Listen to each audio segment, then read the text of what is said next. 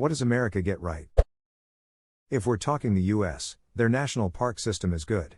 They were the first to sorta do it and got the rest of the world into it too. My sons and I were recently in Yellowstone and Grand Teton National Parks, and we were so grateful those are protected areas. Best thing ever. Handicap accessible buildings. I never appreciated them until my dad ended up having to use a wheelchair. National Parks Edit. Thanks everyone for all the upvotes. I've never gotten this many before. NASA. Even with all the government and political bullshit, it's still taking great strides in taking humanity forward, but more importantly they focus a lot on educating the common folks during missions. I love that all the information and pictures and everything NASA produces are publicly accessible for free, and not even under copyright. I'm not even American, but NASA had a great role in creating interest in me about space and astronomy when I was growing up. My wife is a science communicator for NASA and she'd be so happy to read this. It's her entire job to educate the general public on why the International Space Station is hugely important and what science is going on up there on the daily. Chili harvest this past Friday. Grown entirely in space, and yes, the astronauts got to eat them, a huge deal when you're up there for so long. Any food with spice, crunch, or other interesting texture is very welcome. Edit, chili to chili per ISS spelling. Edit the second, thanks for all the questions, folks. My wife says if you have any more, feel free to ask. We'll do our best to get back to them all. Smile. NASA is the one childhood dream I had about living in the US that hasn't been crushed by the realities I discovered in adulthood. I adore everything about it with the same energy I had as a kid. So many people say they're proud of their firearms or freedoms or New York pizzas or what have you. It's always going to be NASA that turns me green with envy. I would love something that absurdly noble to be part of my national identity. I'll settle for human identity, though. Aliens don't have NASA. Wahoo! Did someone say free public restrooms? No joke, this is all thanks to an actual grassroots campaign started by high school kids in the 1970s. Thanks to them, it is literally illegal for virtually any business to charge people to use the toilet. Crazy to think that if they tried to do the movement today, it wouldn't have succeeded. They even acknowledged this in that article. I think an effort like that today would very quickly polarize into people who were adamantly against it or to people who would demand that we do something. In the 70s, we walked the middle that doesn't seem to exist anymore. Your entertainment industry is second to none and absolutely light years ahead of all other nations. In terms of content, the States is in a class of their own. Edit, for clarity. Industry. Culture. Likewise content. Quality. Edit 2, please leave me alone frown. Music. So many musical revolutions started in the US. Living in a country where most of the band's artists that I like tend not included in their touring destination, it makes me really envious of the people who get to enjoy the live shows. For example, a friend of mine in the US, told me that he has seen Iron Maiden, when they performed in a small venue of just 200 people. That sort of thing. Wow, this is a surprisingly positive comment section.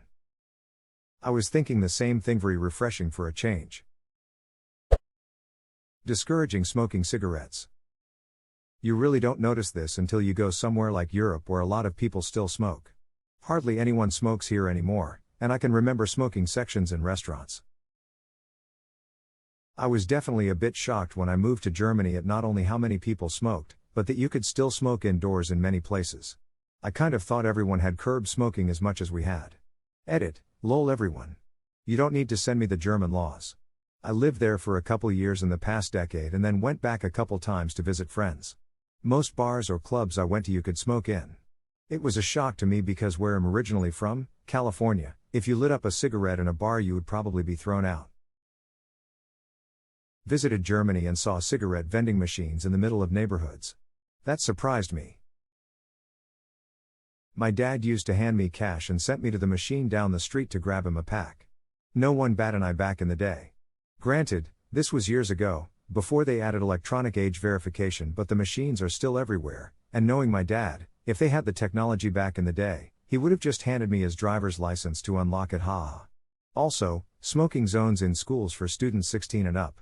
We would be spending the breaks having a cigarette with the teachers, lol edit. Since this comment received some attention, here is a picture of what they look like. My dad said that in high school, smoking was a no-no, but in college, they all but encouraged it. The cigarette companies would send candy striper girls with free samples for everyone.